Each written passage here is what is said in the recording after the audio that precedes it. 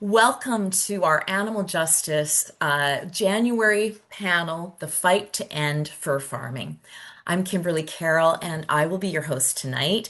I'm a campaign strategist for Animal Justice, and I am also the founder of Animal Justice Academy. And you will find my bio in the chat. I think we will have Rachel putting it in, and we'll have the bios of all of our panels going into the chat tonight.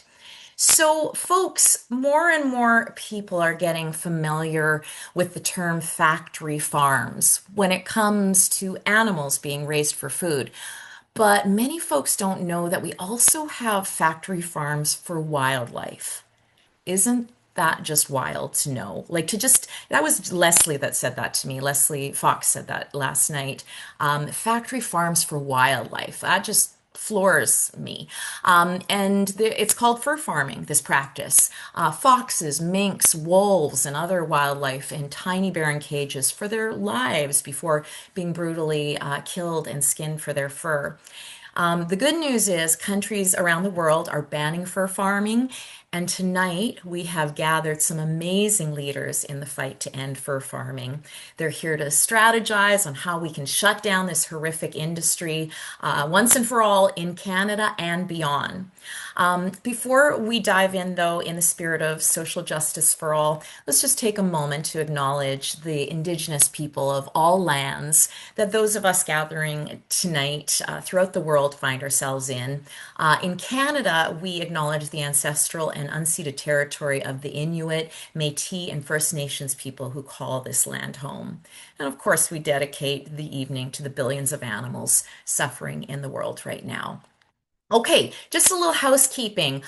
You won't be able to unmute yourself, but of course, we invite you to take part in the chat. For those of you who are new to animal justice gatherings, we really strive to be a supportive community. We welcome knowledge sharing and different viewpoints, but we ask that everyone participate in the spirit of bridge building and respect, which means no name calling, no mean-spiritedness, truly listening and treating everyone as a potential ally.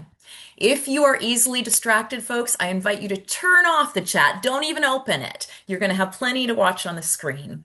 We may have time to take some of your questions tonight. So if you do have a question you would like to ask one of the panelists, one or all, please be sure to put a *** Q or something to that effect beside your question, just so we can pick them out of the chat easily. So, if you care about animals, which I imagine you do if you're here tonight, and you aren't already a part of our Animal Justice Academy, this is a free self-paced course to support you in every aspect of being an animal advocate. So get on over there. Rachel is going to put a link into the chat. It's animaljusticeacademy.com. And if you want to take more regular, potent actions for animals, make sure to join our Animal Justice Action Team. Bigger and better. We have run into this new year with a roar. 15,000 powerful going and doing actions around mobilizing online, on the ground, and in our communities to influence politics, corporate practices, the media, and of course, public opinion for animals. All right, gang, let's get to know our panelists for the evening. I'm gonna have Kirsten spotlight them, and we're gonna let the panelists sort of give you a little bit of background on themselves and their work around fur farms, especially, and we will share their official bio and links in the chat. So I would love to start. Let's see who's up here on screen already. Oh, Leslie Fox. Of course, I'm going to start with you. Leslie, I think of you as like the godmother of, fur-bearing animal advocates.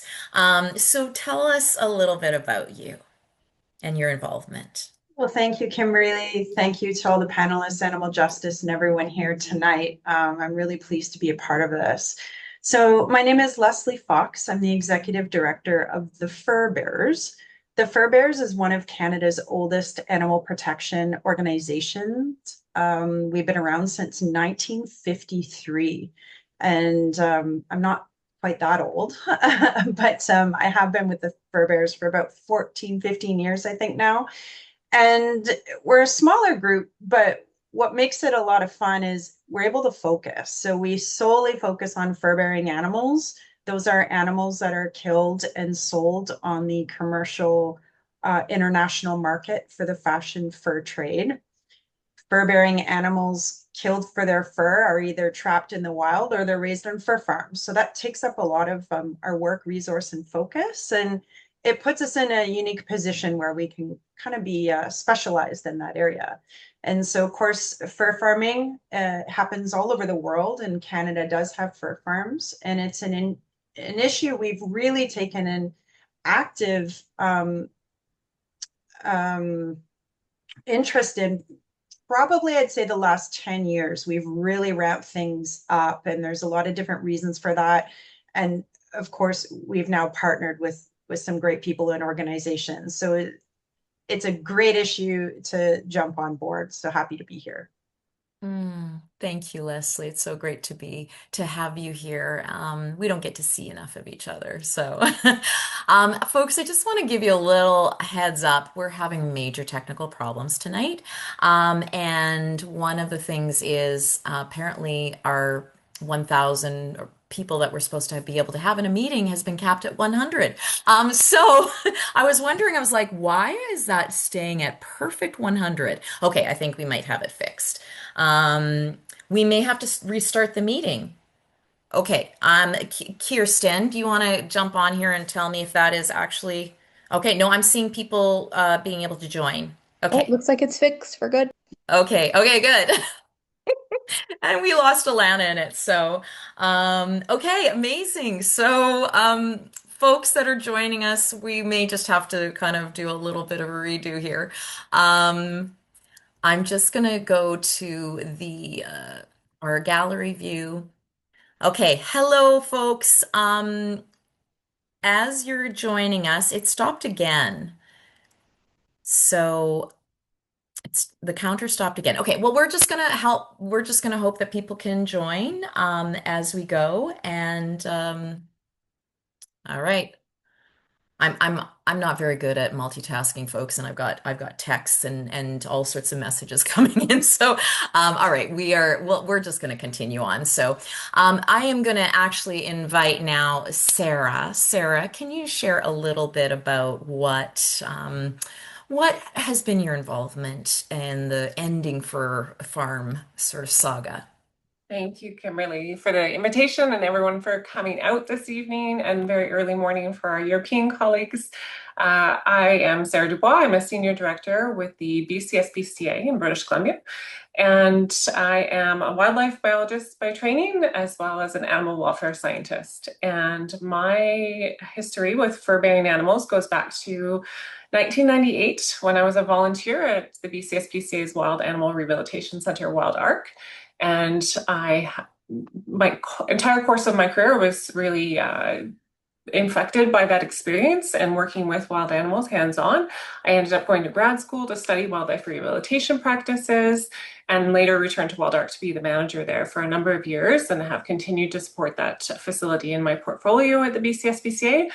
But it was that experience working with mink and beaver and otters and raccoons and the occasional muskrat that led me to be invited with our constables onto fur farms for cruelty investigations, primarily in 2014. There was a series of them in the Fraser Valley, some of you may remember.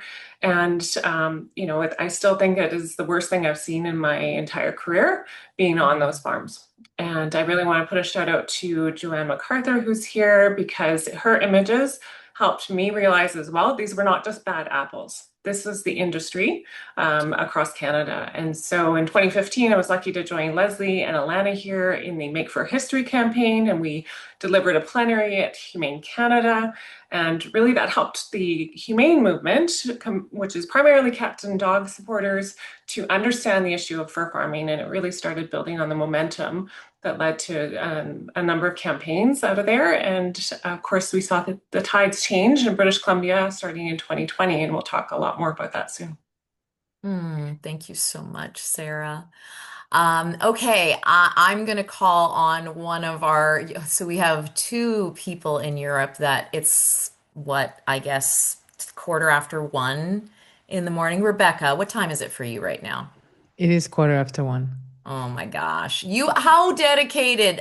Hands, give some hands for Rebecca. Thank you so much, Rebecca. And not only are you here, but you look fabulous, Rebecca. So, Thank you. Rebecca, you are known for a movie here that we know as Slay, but you have been involved in so much around this industry. Can you give us a little bit of background on you? Yes, sure. So I think for me, it really started mostly with Slay that I started shooting 7 years ago. And for those who don't know, Slay is an investigative documentary into the skin trade in fashion, and that covers fur, leather, and wool. And for fur, it was investigating greenwashing claims from the industry, as well as, of course, fur farms. And I worked with existing footage from Track's investigation and respect for animals for fur trapping in North America. So basically, yeah, so I've been on fur farms in China, in Europe. I actually worked with Bogna on a few things, documenting direct action as well. I'm a filmmaker and photojournalist, and I have been speaking for fur-free legislation in several countries and several parliaments, mainly European, Swiss, and the UK as well, House of Commons. And I will say, no mean-spiritedness, but one of my personal pride is that in Slay, I did interview at that time, the CEO of Fur Europe, and that turned out to be a public humiliation for her. This is a lobbyist that works very hard to keep fur alive in Europe. And so, yeah, proud moment forever. I'm a bit feisty, so. Amazing. Yeah. Wonderful. Thank you so much, Rebecca. And we are going to show a little clip from Slay in a minute. Let's get our other European in here. Bogna, welcome. Hi everyone, it's a pleasure to be part of this panel. So my name is Bogna Wiltowska. I work at Anima International, where I lead the investigations department, and I come from Poland, a country that for many years was the second largest producer of fur in the world after China, and the largest in Europe. And I've been working on the issue of fur farming for over 15 years. And during that time, I was involved at every level of the work that finally led to the ban on fur farming in Poland, which officially came into force on December 2nd, 25. So for me, it's still quite fresh. I think we And need a slow clap for that, everybody. That is unbelievable. So fresh. We very much celebrated here in Canada, yes, Bob. to be honest, I still can't believe that it's Right? true. And over the years, I have led and coordinated undercover investigations, legal rescue actions of animals from fair farms, as well as open rescue actions and court cases against fair farmers. And as a result of this work, many fur farms were shut down, and dozens of people, both farm workers and farm owners, were convicted for animal cruelty. And at the same time, my work was not only focused on investigations. For many years, I was also deeply involved in policy and legislative work. And I was involved in drafting the law banning fur farming in Poland. And I work closely with decision makers to turn evidence from investigations into real legal change. And on a more personal level, I also run a small animal sanctuary where I care for animals rescued from fair farms. I love that, Bogna. And we're going to share a picture a little bit later on of Bogna and one of the rescues at her sanctuary. So it's so wonderful to have you. What time is it there for you? It's 1:20. Oh yeah, okay. So Oh my Early goodness, or such late. dedication. And I just want everybody to But I'm recognize, very happy to be here. well, okay, it is 1:20 now, but when we end, it's going to be 2:30. So that is such dedication. Okay, and I mean, it's not a ridiculous time zone, but we still are so happy to have her here. My colleague at Animal Justice, Alana Devine. You want to tell folks a little bit about you and your background in this area? Sure. I'm just so happy to be here with all of you. Really heroes in the world of advocating on behalf of for bearing animals. So really excited for the panel. I first started working professionally on the issue of fur farming while I was at the Montreal SPCA. I was working as the director of advocacy, and part of my role was working in government relations, but part of it was also supervising our cruelty investigations department. So at the time, the SPCA had the power to enforce the criminal code cruelty provisions to Montreal and the surrounding areas. And in 2014, we received an anonymous complaint about minks and foxes suffering on a fur farm outside of Montreal. With this information, we obtained a warrant. I was on site when we executed the warrant, and this was my first time ever witnessing firsthand what animals on fur farms are subjected to. And I know we're going to hear a lot about that in this talk, but certainly for me, having watched a lot of video footage and other things online, I think that the sounds and the sights and the smells are so different when you are at the facility. And we found 90 foxes, over 10,000 mink, and 2 dogs in horrific conditions. Many ill, injured, and dying, including a fox whom we named Rose, and a beautiful video made by We Animals Media and Fur Bearers. I think is going to be played sometime during this panel. And you'll just see, yeah, she's a very meaningful to me in the work that I do, and specifically in relation to fur-bearing animals. And so in this case, after being on site, we seized the animals that we legally could, saved the animals that we could, and built a case and recommended criminal charges. And the farmer was found guilty of animal cruelty under the criminal code. The first time in Canada that ever occurred, and I think just brought to light really the horrors that occur on fur farms, and realizing this, as Sarah said, this is not one bad apple. This is what is and was happening at fur farms that still exist in Canada. Thank you, Alana. And Alana is also very involved in an exciting case that's coming up, and we'll be talking about that in a minute too. So Leslie, I think I want you to start us off with just giving an overview of how the fur farming industry came to be. I mean, I think, all of us people that are Canadian on this know the whole history of Canada and the fur trade and everything, but this is a whole nother level, fur farming. So can you give us a little bit of background? The origins of fur farming are actually quite fascinating. Some of the reading I've been doing, I think one of my favorite characterizations of it was initially started as a get rich quick scheme. And so what was happening at the time, it was about 1800s, late 1800s. And so of course we had the height of the fur trade here in Canada. Animals were being trapped and killed to supply Europeans, wealthy Europeans, most often with fur hats, especially beavers, you might remember. And there was a lot of rumblings about conservation. So conservation started to kind of butt heads now with this excessive trapping and hunting of fur-bearing animals. And so as a way to conserve those trapped fur-bearing animals, there were a few individuals that got together and thought, well, what if we bred them in captivity, that it would be easier, that they could control the numbers, it would be more reliable, that they could just produce these animals to meet the European consumer demands for fur.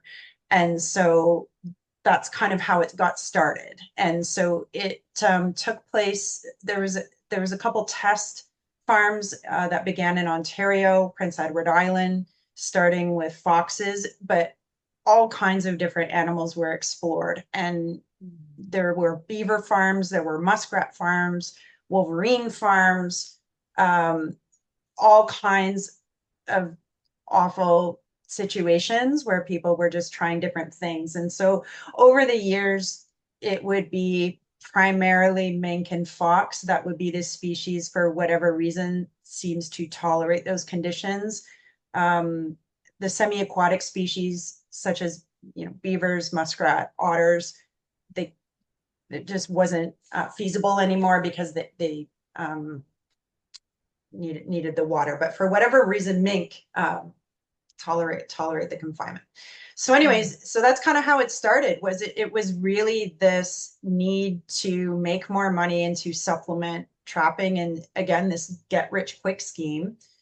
And I think what's interesting though is that fur farming never really got off the ground. When it was originally conceived, I think there was a huge expectation for it and that it would somehow take over. But by about 1950, 60, you can kind of see it go down. And one of the reasons for that is because consumers felt as though fur farming was not as attractive as trapped animals, and it had to do with removing wild animals from the wild, that you're removing the wildness, and by doing that it sort of cheapens the product and you're not getting it as an authentic product because these animals are captive bred. It reminds me of a lot of the conversations about wild salmon and farmed salmon. It's very similar positioning. Oh, yeah, it's really quite a depressing conversation, isn't it? But yeah, that is so interesting. So Alana, can you give us just a little bit of an overview of what the current situation is with fur farms in Canada? The good news is that in the last couple of years, the industry is in decline. So the number of fur farms just keeps decreasing every year. The total estimated number of farms is less than 100. We don't have the exact numbers because Manitoba and Ontario don't publish the data. We know that Nova Scotia has the largest number of fur farms in Canada, and the size of fur farms can range from several dozen animals to tens of thousands of animals on a single farm. I think many of us have been on this panel have been on mink farms where we're talking about tens and thousands of animals, very, very large number of animals in very small confined spaces. And there are 6 known species, as Leslie mentioned. There were all kinds of attempts, what animals did and didn't survive in these forms of captivity. We know of 6 species that are actively being farmed in Canada: wolves, bobcat, foxes, minks, lynx, and chinchilla. The majority of animals that are farmed for their fur in Canada are minks, followed by foxes. However, because of the absence of regulation in many provinces and really the secretive nature of this industry, there may be other species farmed for their fur as well that we're not aware of. So the conditions for animals on fur farms, for mink, foxes, and other animals are very similar to what we would find in other countries where this is still legal. Animals, mink and foxes, confined to tiny wire-bottom cages their entire lives, unable to engage in natural behaviors like digging, hunting, running, and socializing, and conditions you'd find all over the world. So I know Bogna and Rebecca are going to tell us more about some of these conditions in individual animals. And I think you said you had a clip you wanted to play from the purveyors. Obviously a picture tells 1,000 words. And so we're just going to show you just a real quick clip from a really great video that the fur bearers did called Canadian Fur Farms Exposed. And I'm just going to sort of invite anybody who has a hard time with graphic images. There are some, and you may just, choose to close your eyes for this, listen to the sounds. Farming. Thank you. Go ahead, Kirsten.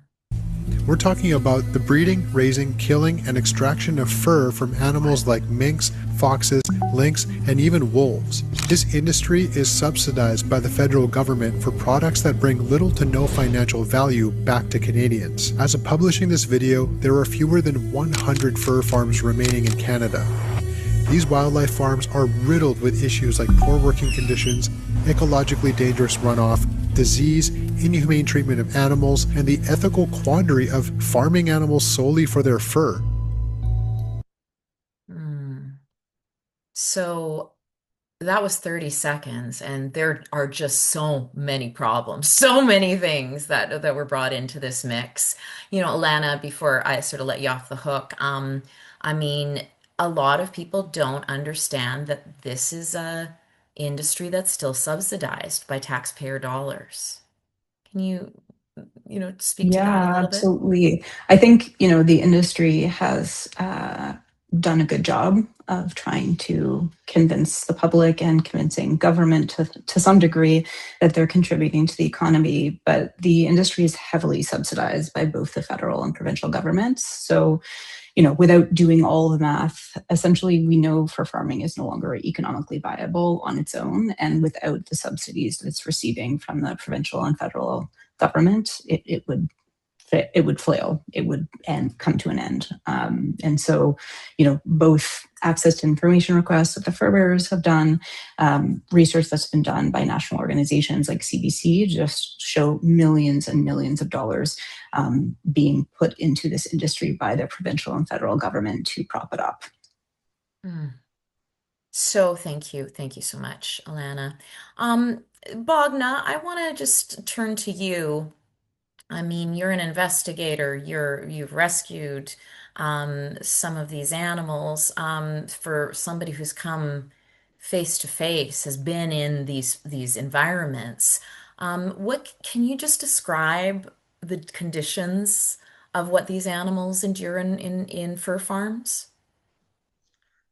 So, from my personal perspective, it's extremely difficult to fully describe what wild carnivores go through when they are kept in small cages.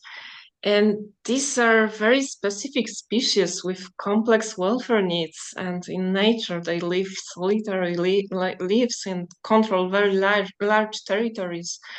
And actually, there is simply no way to provide conditions on fur farms that do not cause suffering, both physical and, which is very important, also psychological.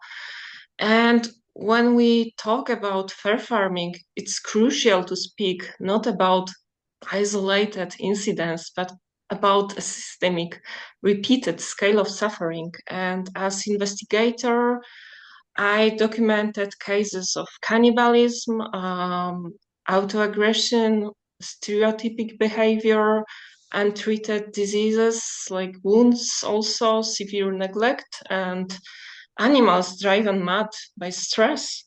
And this is also very important to mention that these conditions were present not only on small, like local family farms, but also on farms owned by industry leaders, including those proudly presenting welfare certificates as welfare, for example. And this is the baseline, and this is the reality. And now imagine that from this starting point, there are severe and extreme cases of extremely abuse of animals by farm workers, for example. And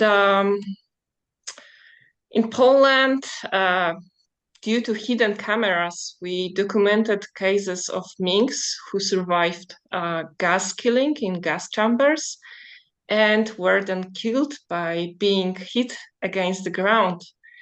And these acts were carried out by underage children of the farm owner.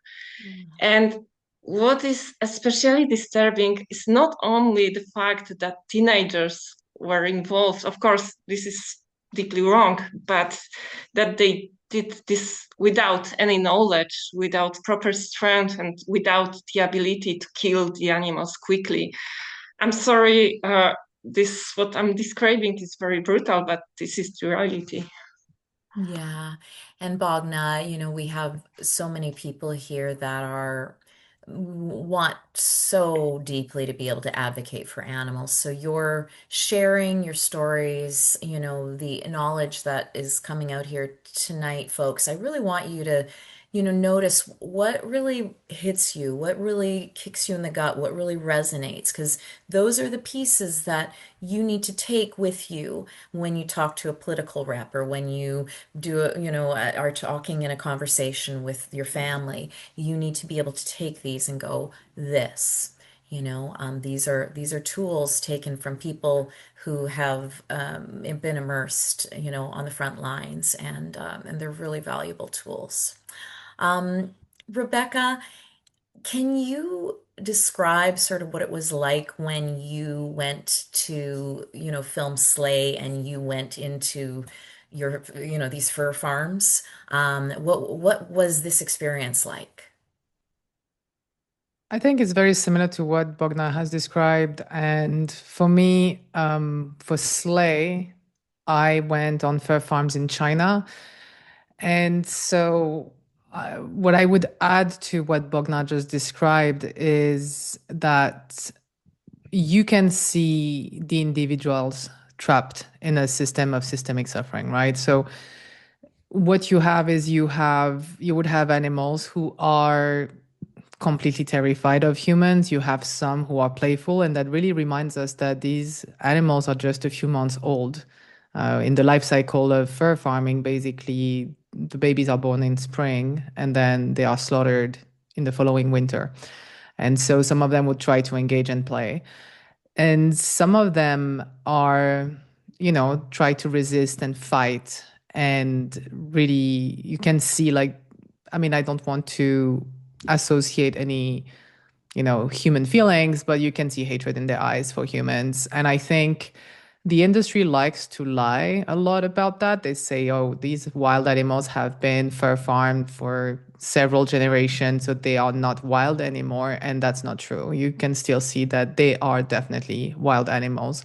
It doesn't matter how many generations they've been encaged. It's still the case. So I would say seeing the individuality really helps you connect to the actual magnitude of the suffering, because I mean, now the numbers are different, but at the time of Slay, we were looking at 100 million animals that were killed for fur, 95% of them being fur farmed.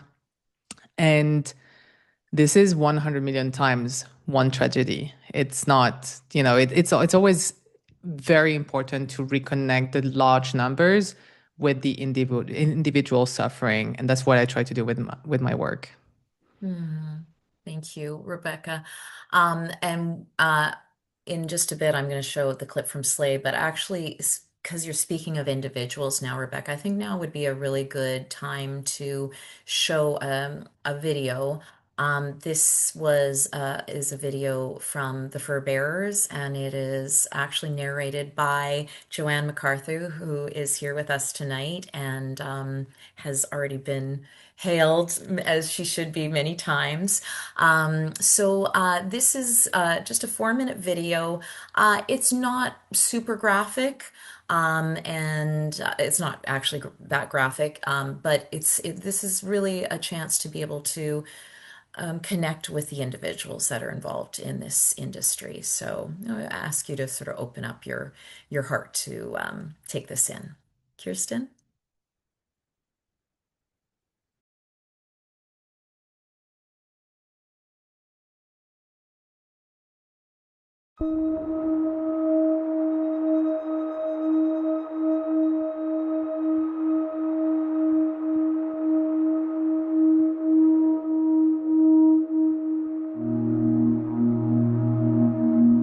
I have visited fur farms across Canada from coast to coast.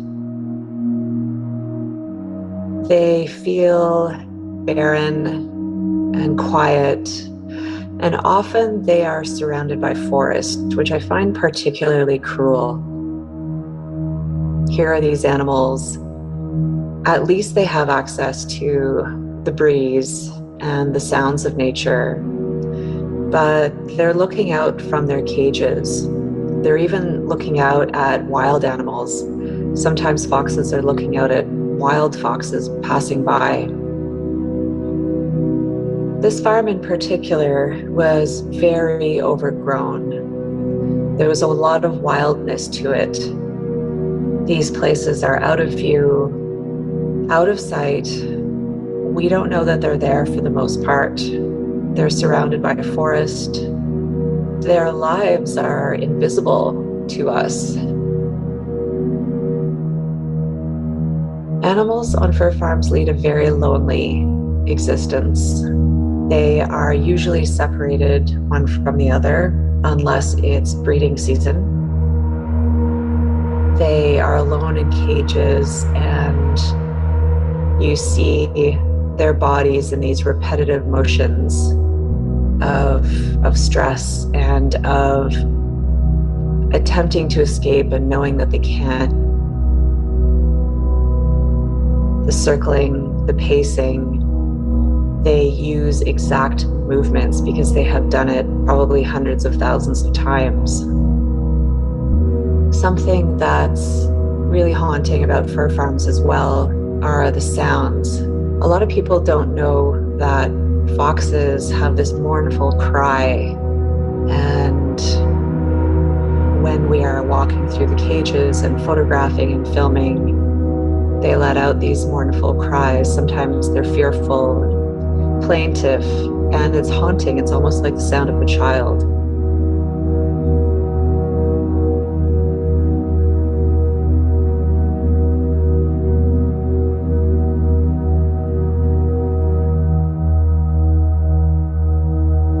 When I arrived at that fur farm for the first time, Rose, the red fox, was the first animal who we saw, and her eyes were very lively, and she was very much there. She was very much present, but it's like her body had given up the ghost already. She watched us, but her chin stayed on the bottom of the cage, and she lay there unmoving.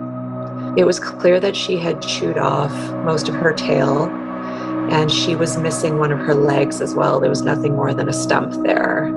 We don't know what happened to that leg. Perhaps she had been wild caught in a trap and lost her leg that way, or perhaps she had chewed off her leg as well. Rose was a breeding fox, so she had likely been bred many times to produce young who would be then slaughtered for the fashion industry. Ultimately, Rose was euthanized because she was in such poor shape. Some of those foxes were rescued and sent to sanctuary spaces where they could live out the rest of their lives, but Rose did not get that opportunity.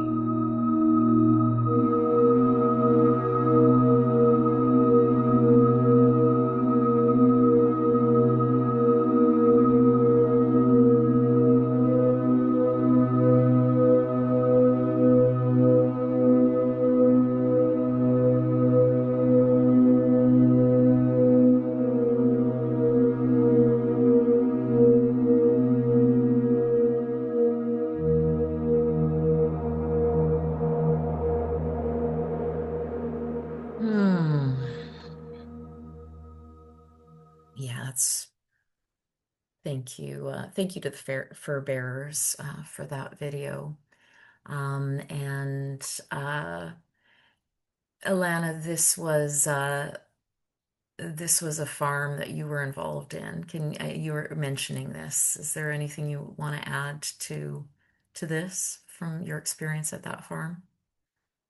I just think, Joanne's voice and images bring so much to explaining what we all witnessed that day. And, it was a moment where we could not save all the animals on that farm. But I think the images of Rose and her story spoke to those who knew about fur farming, but above and beyond, I think this really brought the issue to light.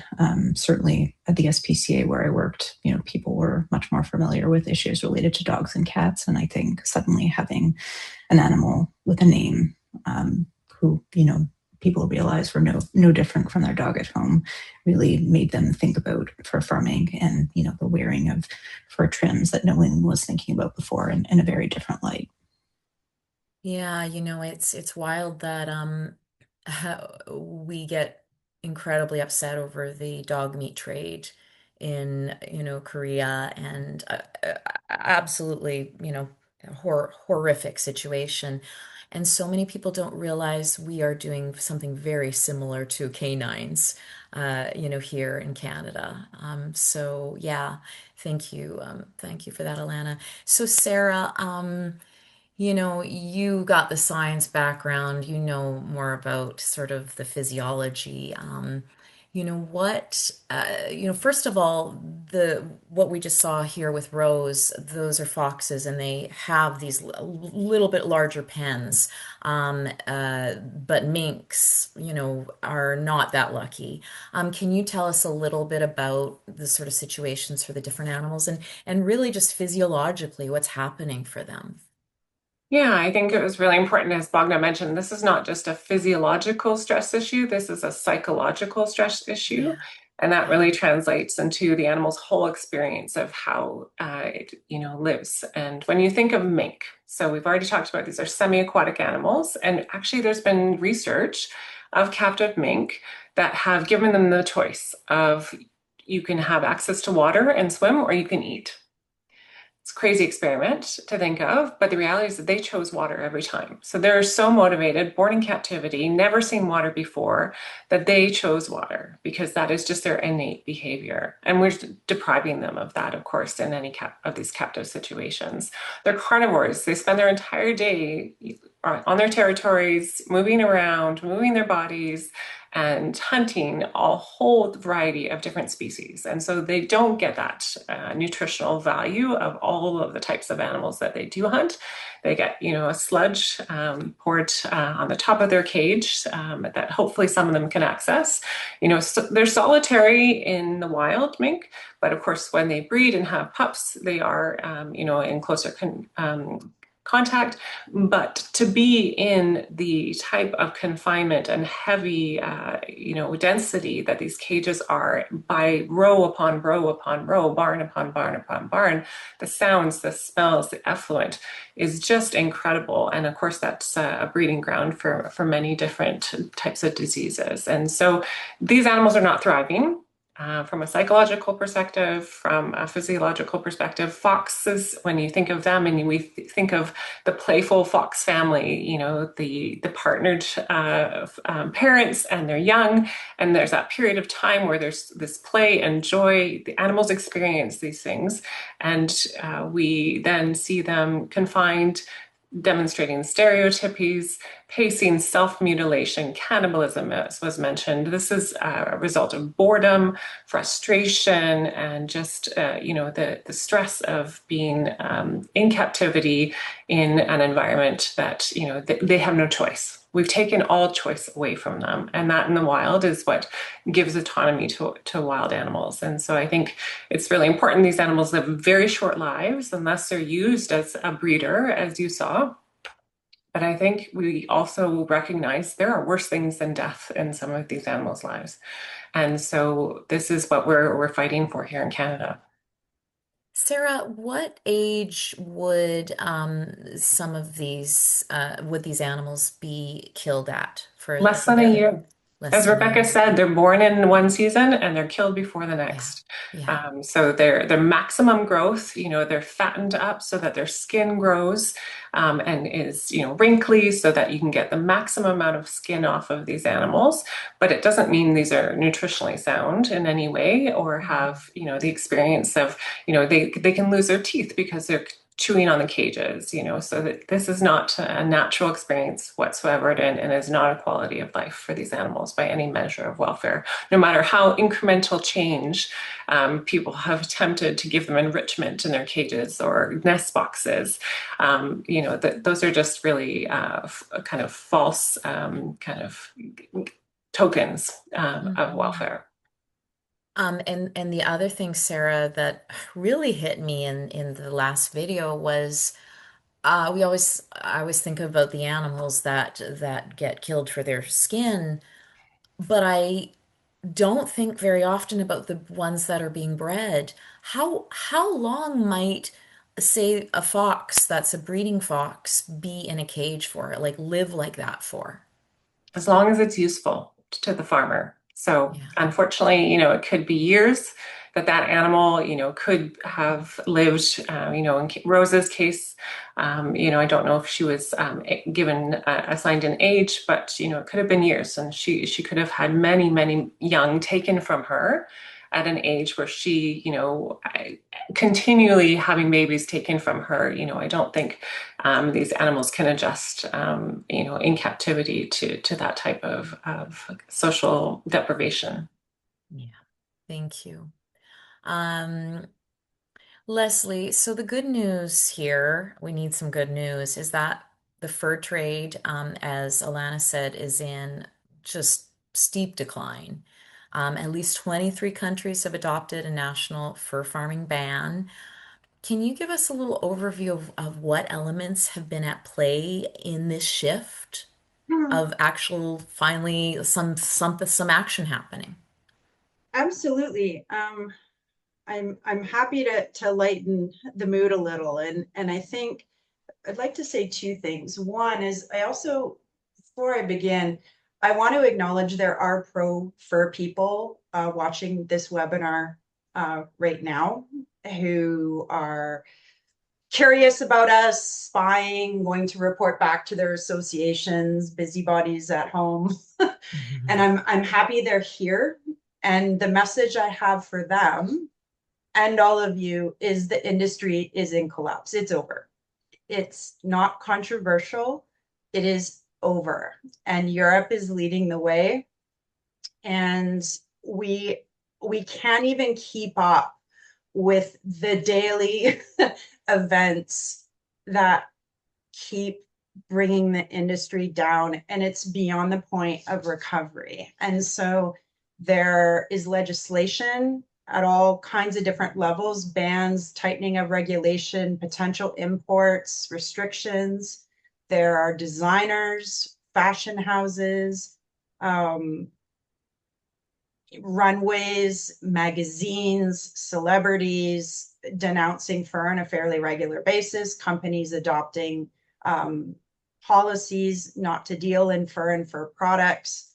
And the reason all of that matters is it undermines the industry in that they start to lose not only their social capital, but their ability to influence, their propaganda, the money that goes into their lobbying machine to try to keep the interest of politicians. And that's what's starting to really fall apart. And Poland was a big chess move, because not only is it great for Poland and the animals of Poland, but the industry, the association, the more international organizations no longer benefit from the money that Poland was feeding them to lobby for this industry. And so it creates an instability, it creates a ripple in the market, it turns off buyers, and it just shows that it's unstable. And again, we're actively watching this in real time, that it is no longer able to recover. And we're seeing transition stories of amazing success of former fur farm owners that have now gone into other businesses and are thriving and earning a living and showing what's possible life after fur farming. And really, I think the last holdout is I've never met a politician who has said to me they like fur farming, they think it's a great idea, and we need to invest more in it. I've never heard that. No one has ever tried to defend it, say it's great, it's the next economy of Canada. No one has ever told me that. If anything, they're not really familiar with the industry, and it's not a priority because they're working on other issues. Not that they don't care. It's just sort of obscure. And so I think when we remove again the public funding from it, is when we're really going to see action. But this issue isn't confined anymore to 1980s PETA animal activism. That's not where the issue of fur lives anymore. And for proponents of the fur trade on this call, they need to understand that fur farming actually it's very sophisticated, and that you have animal welfare advocates now working with legislators, politicians, veterinarians, veterinarian associations, health scientists, First Nations, and environmental scientists. It's very, very comprehensive. And that's why we're going to win, is it's everybody working together and understanding that this issue really speaks to a lot of sectors, and the time is now. And I do think society is ready for it. We've done extensive public opinion polling, and on average, we're looking at 80% of Canadians on a fairly consistent basis year to year oppose killing animals for their fur. So again, it's not controversial. It's just over. And I do think it's realistic that fur farming globally will end in our lifetime. Industry, you've been told. You have. Thanks for being here. Yeah. I want to add to that just very quickly that I totally agree with what Letzi just described, because right now our people, we are in the street with pressure campaigns. We are on farms doing investigations. We are talking to the media.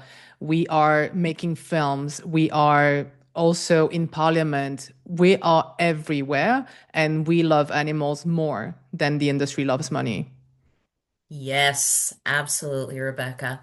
And Leslie, I'll add to that 80% of Canadians who oppose fur farming, if they knew their tax dollars were paying for it, that would be a pretty well to 100%, I bet you, except for maybe 99%. And you raise a really good point. And again, when we're talking about fur farming, it's finding that thing that what do our politicians care about, and funding the mismanagement of government money, government spending. Like, this is a high priority issue for government. And so while it may feel, it's fur farming, there is that economic connection, and yeah, it's really important stuff. Mm. Rebecca, I'm gonna throw it to you in just a second, but I want to show them just a real quick clip from Slay, just to get a sense of how Rebecca sort of has taken on the fashion industry in regards to fur. So, Kirsten, can you roll that for us?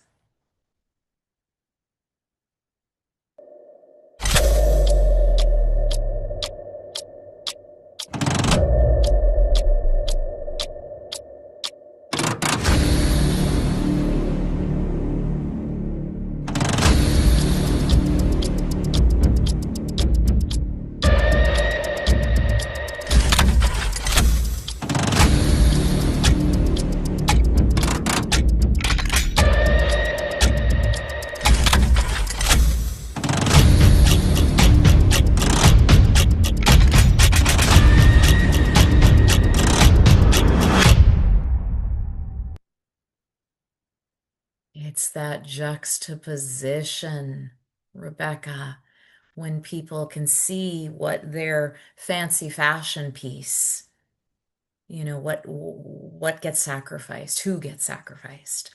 So how much do you think the anti-fur pressure campaigns targeting the fashion industry have been a part of this steep decline in the fur industry? Tell us what's been happening in the fashion world in relation to fur. Yes. So basically, since Slay released that 3.5 years ago, there's been so much happening. I think the biggest win have been last year, like we discussed, the end of farming announced in Poland. Also, very big media groups that own magazines such as Vogue and Elle magazine have now a fur-free policy. And I would say that especially when it comes to some brands and some of these magazines, this is definitely in big part due to pressure campaigns that comes from really grassroots groups. And some of these people are here tonight, and I just want to acknowledge their work. I have documented some of these protests, and I would say that the energy they bring is unmatched. And so I think, again, like it's really a collective effort when it comes to ending this industry and putting the last nail in this coffin. So I will speak a little bit about, just briefly, about how we engage with the fashion industry. So I made Slay because animals were completely absent from the ethical and sustainable fashion conversation. Typically, people talk about fast fashion, the environmental impact, and workers, but animals were not really discussed. The fur issue has been, in the news and in the media over the years, of course, but more like a fringe issue. And so I wanted to make a film to just bring that to the forefront. And some of the wins is that, a publication like Vogue, published an article, could fashion have an animal-free future? And so knowing that a magazine like that, or even WWD, who work with brands and promote brands who largely exploit animals, that was a good signal of, okay, the message is getting through. And I know that the fashion industry was a little bit quiet in terms of engaging with me directly, but I know they were watching very, very closely. And one of the big wins that we had with Slay is, number one, I worked with Emma Hackinson, the founder of Collective Fashion Justice, and the film, and we worked together to basically platform her. So she is continuing the work of engaging with brands for total ethics fashion. But at that time, what we did a very quick pressure campaigns online against Caring Group for rabbit fur. And as we know, or maybe people are not aware, but rabbits are actually not covered by fur-free policies. But as a result of really calling out, at that time it was Gucci, they had it was the year of the rabbit, and they had a campaign featuring models with very cute bunnies, but also they were selling some products made of rabbit wool and rabbit fur. And so we called them out. My actually LinkedIn post was referred in an article of the Business of Fashion, and within days they pulled the products out, and a few months later they announced, the Caring Group that owns Gucci, Saint Laurent, etc., announced that they were dropping fur and all Angora wool across all brands. And I'm not saying that to congratulate myself. I'm just saying that because it's important to understand that you can be small and make a huge difference. Because I'm not big. I don't have like a massive platform. Slay wasn't on Netflix or anything like that. But the determination and knowing who to speak to. One of the directors of London Fashion Week attended the premiere of Slay in London. She was in tears at the end. She came, she had a little dog with her, and she made the connection. She was in tears. And then Collective Fashion Justice continued these conversations, and later on they announced a fur-free policy, officially. And now we have New York as well. So it's going to, it's happening like a domino effect. Yeah. And we can all play a part in it. Whether you're an artist, whether you're good at having conversations with people, whether you're good at outreach, whether you're good at writing letters to political representatives. Politicians, businesses,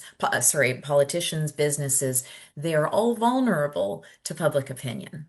Bogna, I mean, I don't even think I have to ask this, but I need you to sort of hit home. Investigations and documenting the conditions on fur farms, I just think has been just game changing. Like, how important do you think that has been? And are people willing to see it? So, in my opinion, of course, investigations were absolutely crucial to our work. And I think without them, we just wouldn't have won. And through investigations, we built public awareness, and which at the beginning almost didn't exist in Poland. And investigations also allowed us to engage journalists and media. And actually, we used investigations at every stage of the fight for the fair ban in Poland. But which is important, investigations also helped us tell complex stories, not only stories about animals and their suffering, although that was always at the center, but also stories about, for example, local communities living next to large mink farms and protesting against them. And for example, this helped us gain the attention of more conservative politicians, which was very important. And we also documented working conditions on fair farms, including the exploitation of migrants workers from Ukraine, who were often subjected to very harsh, almost slave-like labor. And finally, we told stories about rescued animals because people also needed stories with positive ending. Mm-hmm. And yeah, but I think the biggest challenge was to keep media and public attention because people became tired of these stories, fair farms, animals suffering again and again. Mm-hmm. And that is why it was necessary to constantly find new ways. And I don't like this word in this context, but like some kind of creativity to communicate investigations, including working, like, for example, with influencers, which was also very important. I mean, look at the environment we're in. It's just this attention, economy. And so, yeah, it's the biggest problem we have with factory farming for animals raised for food. Same thing as when people don't want to watch it to begin with. How do we keep them engaging over and over and over again until there's actually a change happen? So let's see, where do I want to take this now? I think, Sara, a part that I think is really important, even for those who don't really care about animals. I don't know who those people would be, but there's a really important human element to this whole issue.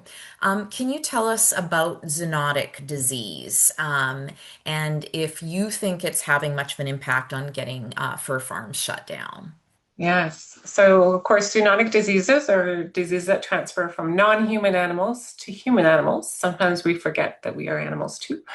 And so this has been part of human history as long as we've been interacting with animals. And so you can think of everything from Ebola to SARS to avian influenza, swine influenza, and of course, SARS-CoV-2 and the COVID pandemic, of course, was really a trigger and a point for, in British Columbia at least, that really got the attention of public health officials. So animal advocates had been, showing what was going on in farms for many years and weren't getting the attention of government until that point where really there was this tipping point of, wow, this does impact people.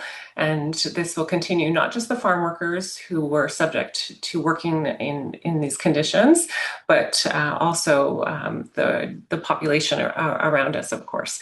And so I think that recognizing the human health impact resonates with some people, and that's going to drive certain advocacy for government based on human health interests purely. And that's part of the puzzle, right? So we have to put all these pieces together to actually move this issue forward. And in British Columbia, for those who don't know, we did have a series of outbreaks. There were 4 outbreaks that did eventually trigger our public health officials to put a moratorium on breeding of mink and eventually to end mink farming in British Columbia through a phase out over the next following year. And so that was a real turning point in Canada. And I think, of course, in other countries, it was a factor as well. But we shouldn't have to wait for the next pandemic. We know this is a thing and it's going to happen again. And so let's take the precautionary principle from science and let's just, end it now. Why would we want to go through this kind of public health crisis again? Yeah, let's maybe not put a whole, thousands of wild animals in cages beside each other and with access to It's free a wildlife. it's a What could petri dish, possibly go right? wrong? Yeah, a petri dish of, genes mixing and viruses, developing new infection rates. This is close confinement and high density of animals. It was bound to happen. Yeah. So Alana, fur farming, as I mentioned, it's been banned in 23 countries, including the United Kingdom, Italy, Ireland, Norway, and of course Poland, but not Canada. So why not? Not yet. Not yet. I um, love that. I love it. Not yet. Not yet. I think there's it's a great question. I think there's sort of two parts to it. One is, I think for a long time there was this notion that, Canada's national identity is deeply entwined with the fur trade. The beaver is our national symbol. The Hudson's Bay Company, one of the world's oldest corporations, was built entirely on this industry. But the Hudson's Bay Company is closed due to financial issues, and the world is changing. So I think that's a small piece of the puzzle, but that we're moving past that. But more so, I think it has to do with the fact that the industry had previously, less so now, done a good job of putting forward a narrative that there are sufficient protections in place for animals on fur farms in Canada, that it's heavily regulated. In Europe, where many bans have happened, they've happened because government passed strict animal welfare requirements, requiring swimming water for minks, digging spaces for foxes, and fur farms just became unprofitable, and there was no government subsidies, and it closed. And here, when Canadians raise concerns about fur farming with politicians or industry, the industry points to these codes of practice that are created by an industry-led and dominated body called the National Farm Animal Care Council, or NFAC for short. And these guidelines are created by fur industry producers, fur industry representatives, and people that have a financial interest in fur, and ultimately allow for practices that are cruel, outdated, and illegal in other countries. So we're talking about, according to these industry guidelines that are presented as providing protection for fur-bearing animals and regulating the industry, allow minks to be kept in cages barely bigger than a sheet of paper, not allowing them to have access to water. Foxes can be confined in cages that are just 3 feet by 3 feet, allowing these horrible methods of being put to death, carbon monoxide gassing, anal electrocution, and these codes are entirely silent on boredom, frustration, and psychological suffering. So I think this narrative that the industry previously has been able to put forward, that fur farming is well regulated and we have these codes in place, slowly, through various organizations and partnerships of grassroots organizations, legal organizations like animal justice, organizations like the fur bearers, activists, investigators, we are able to put forward the information that even if these codes are being followed, which in many cases they are not, what these animals are being subjected to is absolutely horrific, unacceptable, and does not ensure for their welfare. But I think that's where some of the holdback has been in Canada, and we are about to move past that. Mm. And I don't think a lot of folks understand that fur farming is under the agri, the grouping. It's under agriculture. And so how bizarre is that? Yeah, and I mean, a lot of the subsidies, I think Leslie and I were talking about it yesterday or the day before, that I think a lot of the subsidies that we see provincially and federally fall under agricultural categories. And these are the subsidies that fur farmers are able to access in order to prop up, this failing industry. These are subsidies that were supposed to help, make sure that Canada is fed, good, hearty food, and it's going towards propping up a fashion industry. Leslie, can you go over what movement there's been so far to this point in banning fur farms in Canada? So we have a ban on mink farms in BC. Can you tell us where we're at in other parts of the country? Sure. So maybe I'll just go back a little bit. So the momentum for the fur farming campaign in Canada, I think it really picked up in 2014-15. So we were part of an undercover investigation across Canada, multiple provinces. We worked with various enforcement agencies, including BC SPCA, Montreal SPCA, to file complaints, to visit farms, to ensure compliance in whatever way we could possibly do that. And of course, that would result in Canada's first conviction of cruelty on a fur farm. And as part of that, we worked with Lush Cosmetics. We launched a Make for History campaign, and it was really impactful. We generated a lot of awareness. We did a lot of ads, billboards, digital, print. And then from there is when we really started to get serious about the research. And so the fur bearers started to work a little bit more quietly behind the scenes, getting all of the information in order. And so filing freedom of information requests across Canada and really starting to understand and unpack this industry. How many farms were there? What species are allowed to be farmed? Which species are actively farmed? And then for each of these farms, have they met all the requirements, and how do we know? And so it was a big unpacking. And that all of that work, all of that history really led us up to the mink ban. And of course, COVID, I think, really was the tipping point. And then working alongside these fantastic organizations, again, BC SPCA. In BC, we also had the Union of BC Indian Chiefs. Dr. Hayek was incredible. And, you know, we all came to the table to meet consistently with the provincial government to talk about our concerns. And again, it was really approaching this issue through an interdisciplinary lens, not just focusing on the animal aspect of it. That, of course, was one issue, but that there's a whole spectrum of issues this captures. And Dan Starr was a key part of that. He was a former mink farm worker that came forward to tell his story. And again, it really was the ban on mink farming was a combination of efforts from a variety of people and organizations that all came together. And it was truly one of the highlights of my career. Unfortunately, in BC, while minks have been prohibited, there is one chinchilla farm that's active. And the legislation is still, there's a loophole there that allows other species to be farmed, including including fox, of course, chinchilla, nutra, marten, and fisher. I have to go back and check the legislation. But again, there's this loophole. So we've been in active contact with the BC government, providing lots of resources, reports, survey information. We did launch a lawsuit regarding compliance related to the chinchilla farm. And we did pick up a new team member. Shout out to Jeff Phillips, who's on the call from Dawson Strategic, who does a lot of our government relations work.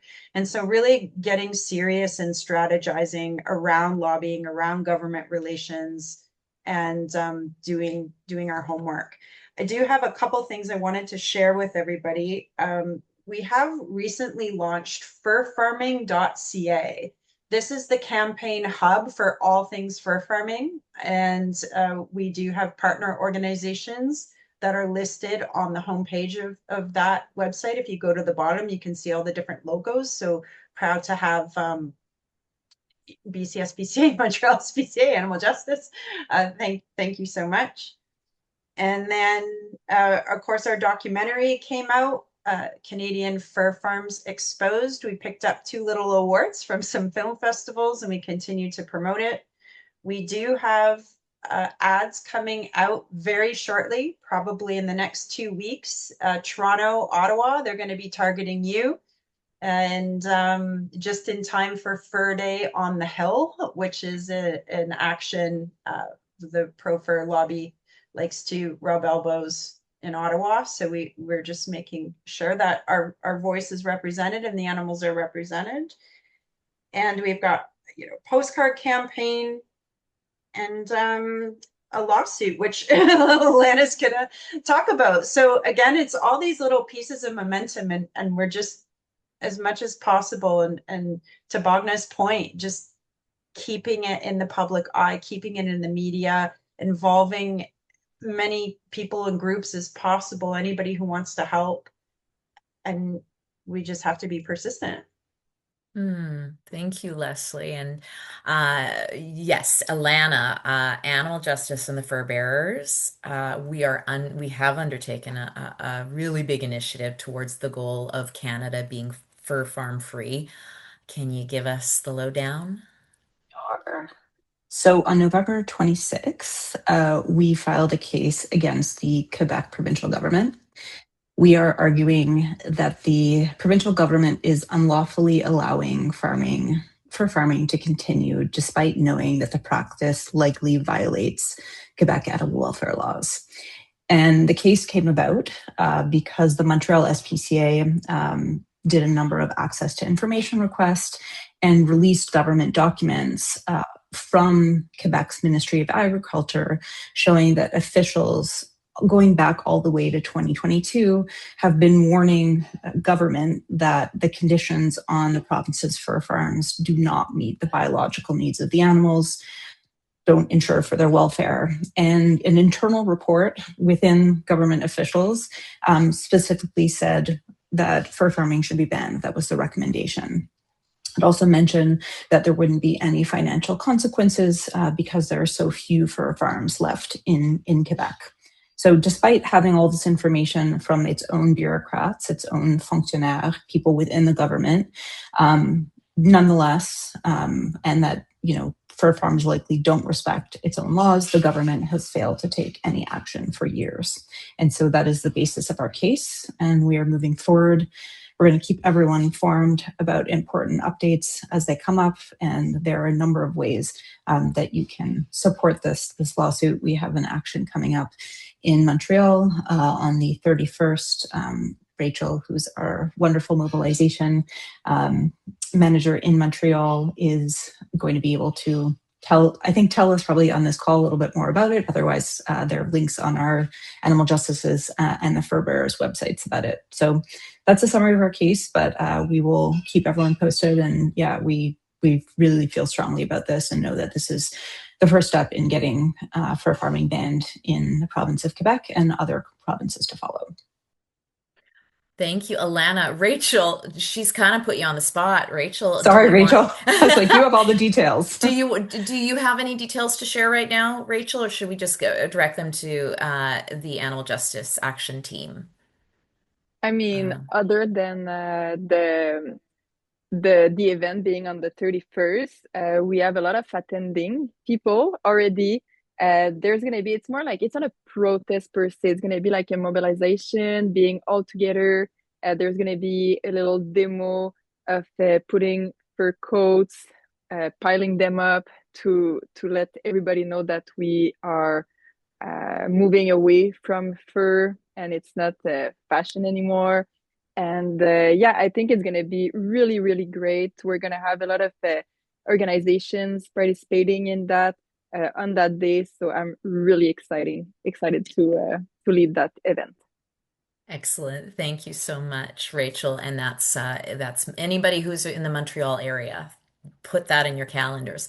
But for those of you who are here, we, of course, could never let a gathering like this go by without taking action. So the folks here, we're going to ask, there's an action that you can take immediately, and that is to sign and share our petition, which Rachel will put in the chat. So this is just a petition to show your support for a complete ban on fur farming. We're gonna take a minute to get everybody to just hop on over there and sign. If Rachel can put that in. Oh, sorry, she probably already has, and I'm somewhere else. And then for those of you who are in Quebec, or know anybody who lives in Quebec, this is your assignment. It is to there. We have an animal justice has a form that you can fill out, and it will be sent to the Minister of Agriculture, Quebec's Minister of Agriculture. Do we have those links in there? Rachel, yes, there we go. They should So, be. yeah, okay, there we go. They are in there. So if you are not, everybody should sign the petition. And then if you are not, if you are in Quebec or you know somebody from Quebec, take a second right now, hop on over there, or quickly shoot it to somebody that lives in Quebec. Okay. And if you have several people who live in Quebec, do it. And of course, we all know that with a sort of an auto email form, the more that you can custom it up, you can change the subject line or change a little bit of the body of the email, the better. This can be a highly effective thing right now to do. Excellent. Signed it, signed it. Woo! Okay, so while we're continuing to talk, please take that action. Don't say later. Later never happens. Do it now. Leslie, what is it about, this, you've been involved in so many initiatives to shut down fur farming. What excites you about this case? I mean, what excites me about this case is I find we're sort of juggling two different aspects. So one is, the Fur Bearers has this federal campaign to end fur farming, although fur farming is regulated provincially. And so we're sort of balancing both is where we're working with the provinces to speak to them specifically and generate support that could potentially help them flip the federal government. And then of course, working at the federal government in hopes that we can apply, something applicable for the whole nation, likely to do with public health.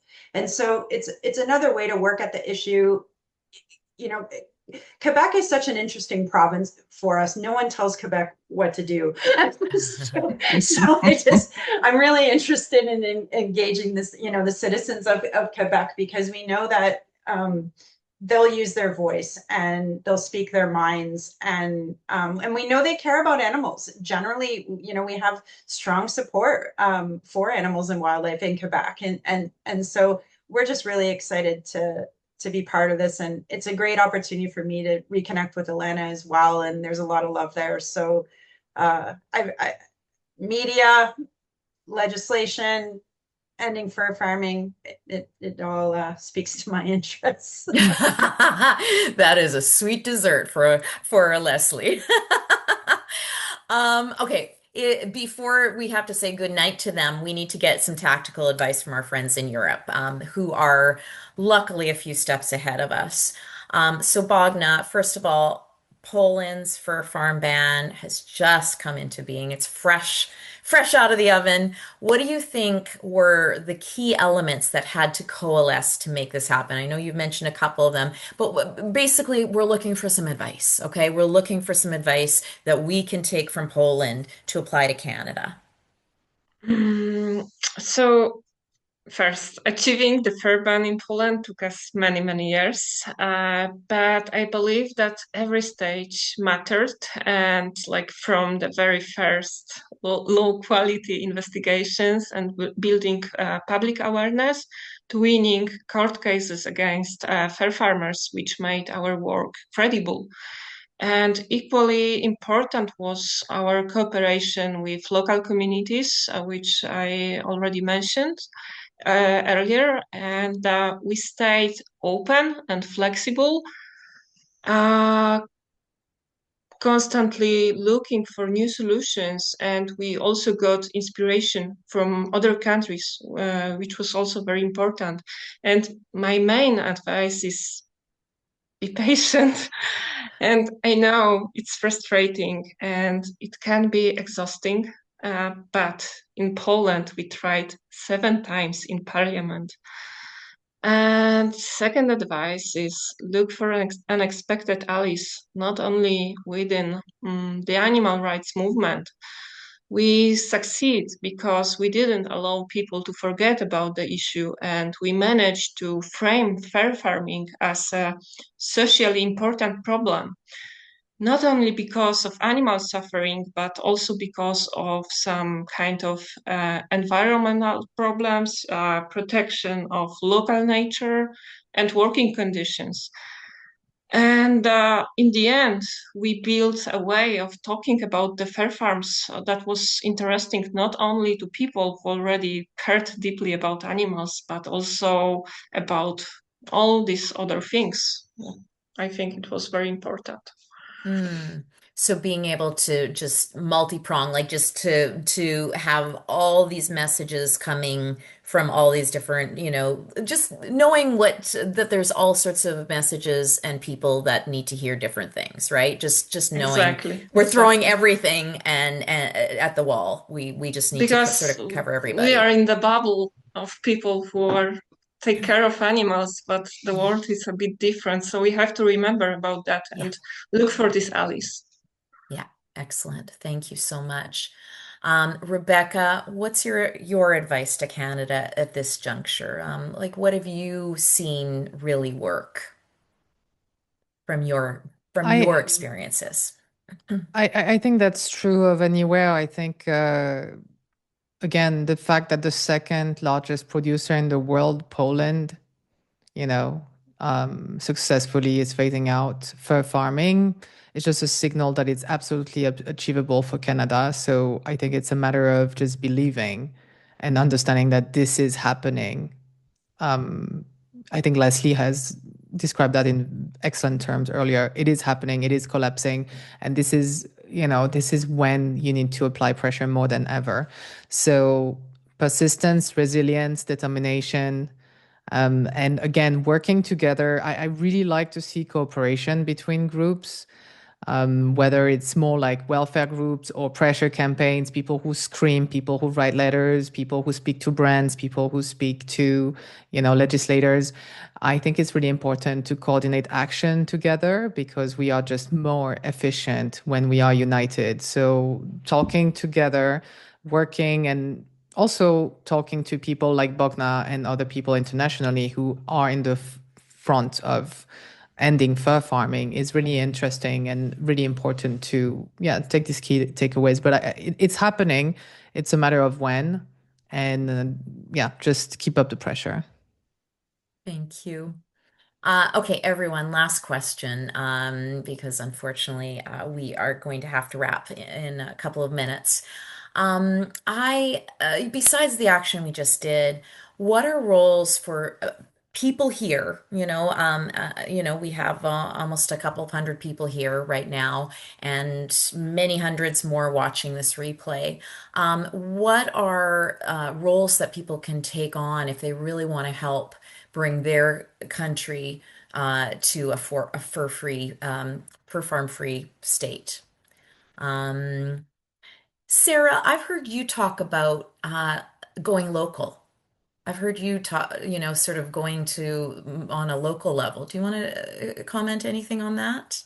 Yeah, I think most people, if you talk to your neighbors, they'll say, "Oh, I thought that was a thing of the past. I thought we already ended that." They don't realize it's still active, that there are still regulations in British Columbia that allow for fur farming, for example, and that it's happening regularly in other provinces. So I think it's about having conversations, having those, table conversations around a meal with your family, your friends, with the people where you buy your clothes. Like if you start to notice there are still fur popping up in fashion in your local stores, having more conversations, and then reaching out to your member of parliament in the case of Canada and making them aware that, this is still an issue and we still need to wrap this up.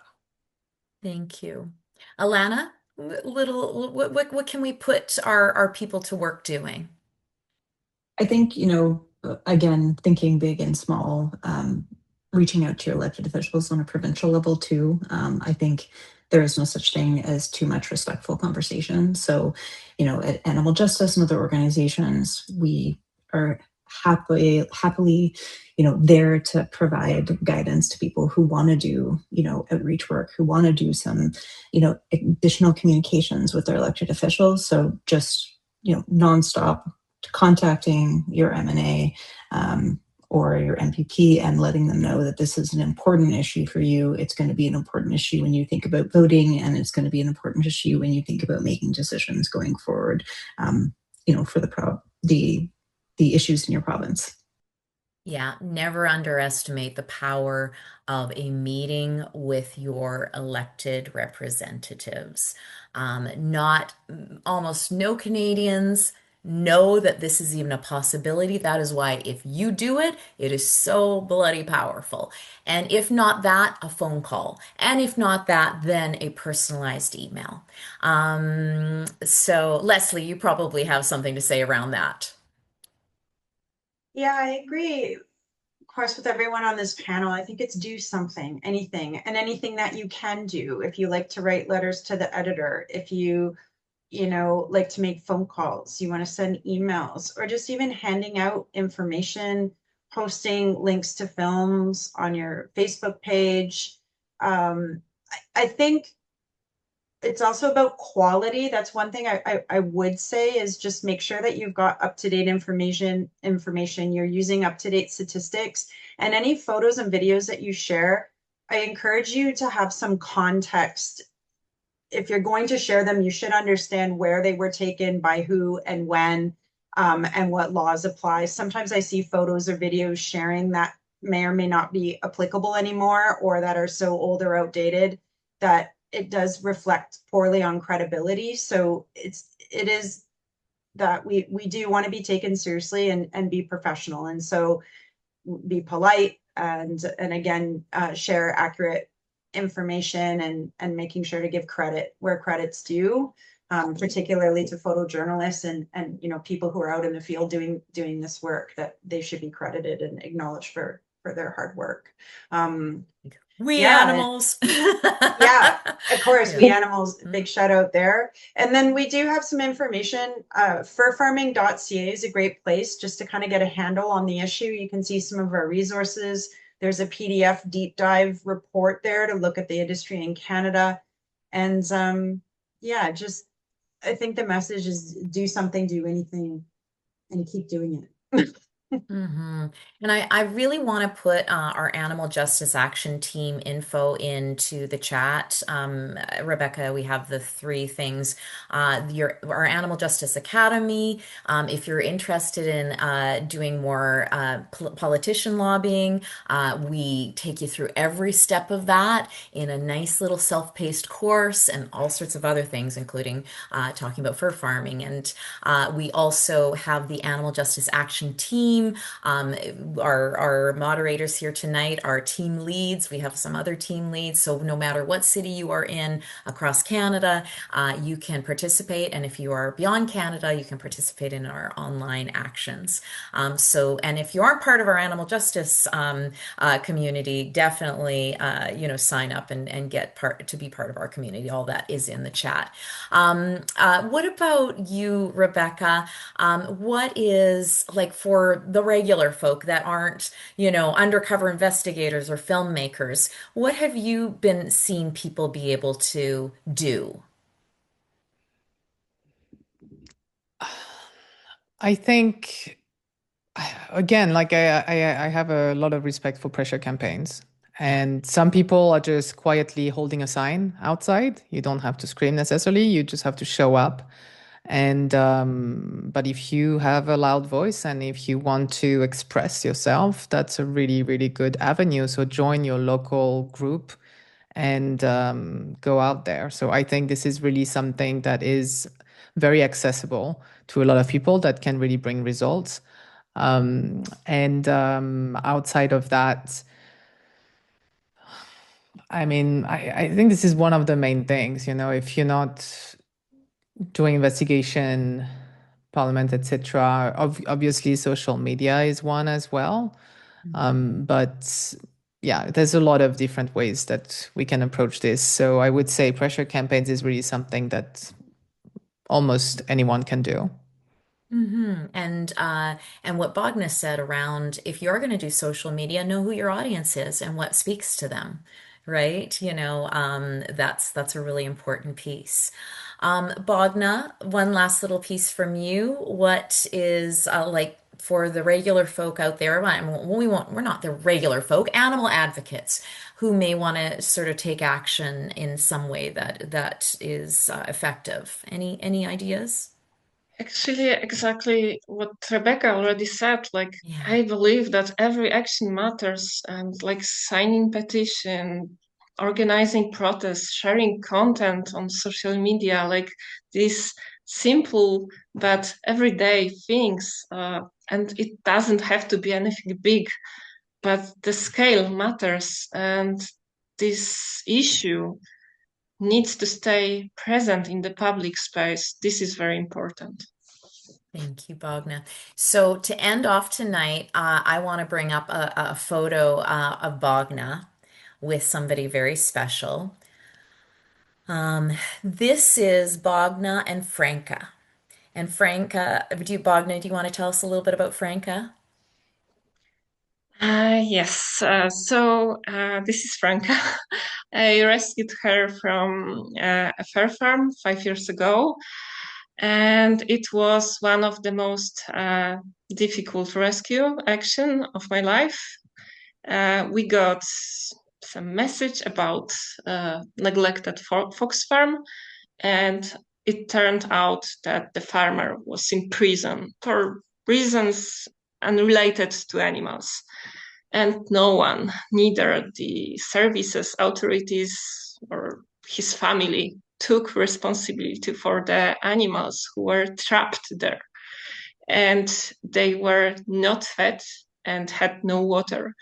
And I found hundreds of animals who had starved to death, locked in their cages. And one image still stays with me, a fox who died while beating the cage bars, fighting until the end. And Franca survived, but the foxes who survived on this farm were forced to kill their own brothers and sisters to stay alive. And Franca lives with some kind of trauma. She is still very, very shy. I think she's the most shy of all of my animals, but I'm very grateful because I see a spark in her eyes, and for me, this is very special feeling. So, yeah. Thank you, Bogna. Yeah, we'll go back to gallery view, folks. If you are not on gallery view, go back to gallery view so you can see everybody and see all the hearts.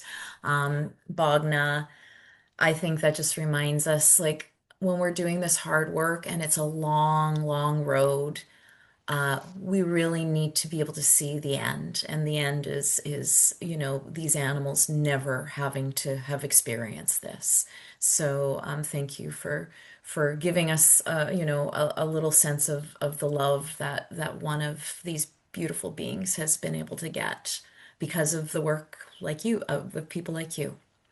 All right, well, thank you so much to our panelists. If you're not on the gallery view, come back because we need to do a big animal justice. Thank you to Leslie and to Sarah and to Alana and to Bogna and to Rebecca. Thank you so much, everybody. Big hand, big thank you. Especially Rebecca and Bogna, we're now at 2:40 in the morning. You are heroes. You are warriors. We love you. Folks, thank you so much for coming out tonight. You have your marching orders. You know what to do. If nothing else, share the replay of this panel when we send it out to you, okay? For more ways to get involved, join our list, enroll in AJA, join the Animal Justice Action Team, and we will see you for our February panel, everybody. Have a very wonderful night, and let's keep fighting strong for the animals. Bye, everyone. Take care.